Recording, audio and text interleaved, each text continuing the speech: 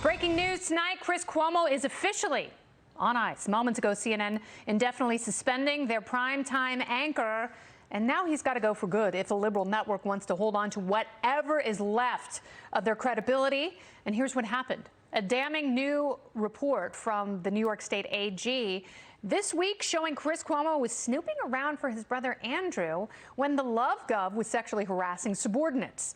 And that's obviously something a so-called journalist would never do. Back in August, when the New York governor was under extreme pressure to resign, his younger brother told viewers this. I tried to be there for my brother. I'm not an advisor. I'm a brother. I wasn't in control of anything. My position has never changed. I never misled anyone about the information I was delivering or not delivering on this program. I never attacked nor encouraged anyone to attack any woman who came forward. I never made calls to the press about my brother's situation. Never? I do not think that word means what you think it does. Problem is, that was all hyperbolic hogwash. The newly released documents show Chris was, in fact, very involved in his brother's case, most notably trying to dig up dirt on those accusers. In a March text exchange with the governor's senior aide and reported kissing partner, Melissa DeRosa, DeRosa said, quote, rumor going around from Politico, 1 to 2 more people coming out tomorrow. Can you check your sources? To which Chris replies, on it. No one has heard that yet.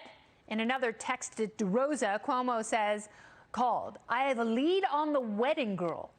The wedding girl was, in fact, Cuomo's 6th accuser, an aide who claims the governor grabbed her by the face and tried to kiss her after he had toasted the bride and groom. Gross. Tonight, a CNN spokesperson said, quote, these documents point to a greater level of involvement in his brother's efforts than we previously knew. As a result, we have suspended Chris indefinitely, pending further evaluation.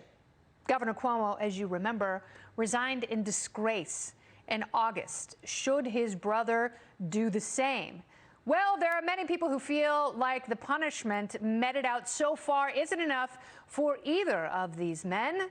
Andrew Cuomo has yet to answer for killing thousands of elderly New Yorkers whom he forced into nursing homes with COVID-positive patients. Resigning doesn't bring justice to the families who will never have those loved ones back for any family holidays. And Chris Cuomo saying, I never, protesting as he did, never was obviously a false statement. He was doing a lot more than anyone knew, especially CNN, and now he may pay the price with his career as well. Reaction to Cuomo's texts were swift and damning. Everyone from journalists to advocacy groups to Andrew's accusers themselves today calling on Chris to resign or else be fired by CNN. Accuser Charlotte Bennett tweeted today, quote, CNN must act now. Anything short of firing Chris Cuomo reflects a network lacking both morals and a backbone.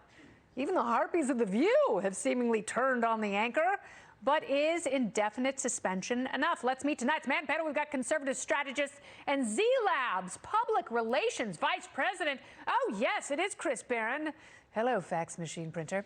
We've also got former aide to Senator Chuck Schumer, the aggressive progressive podcast host Chris Hahn, and 2020 Libertarian presidential candidate, or 2024 Libertarian presidential candidate, cart before the horse. Spike Cohen deserves it. Hey, everybody. Great to see you. Crazy night. Hi, Kennedy. Hi, Chris Barron. I will start with you. Your thoughts on what Chris Cuomo said today on his Sirius XM show.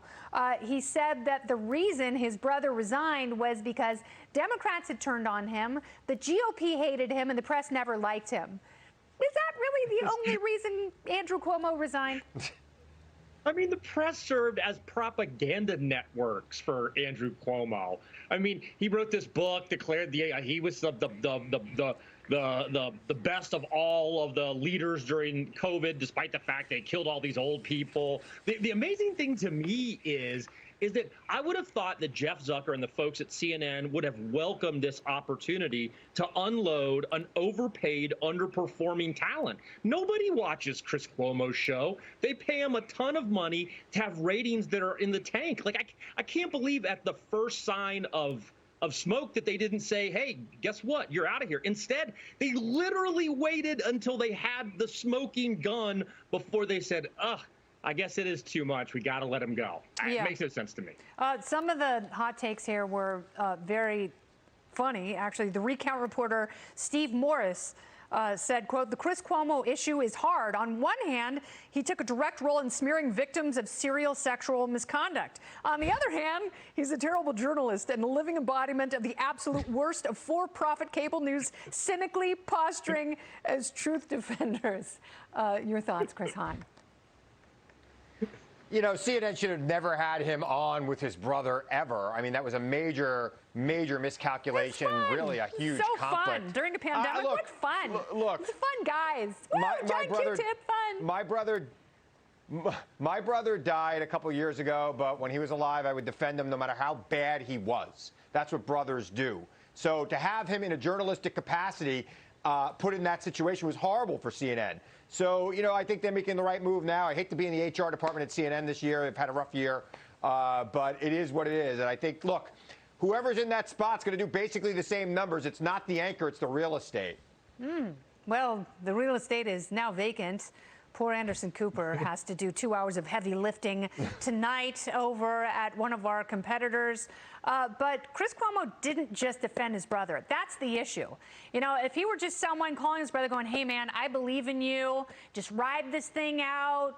Don't let the turkeys get you down. I would understand that. But trying to find things in people's past who've accused your brother of some horrible acts is beyond the pale. And Chris Cuomo has been a bit of a hothead. Spike, your thoughts?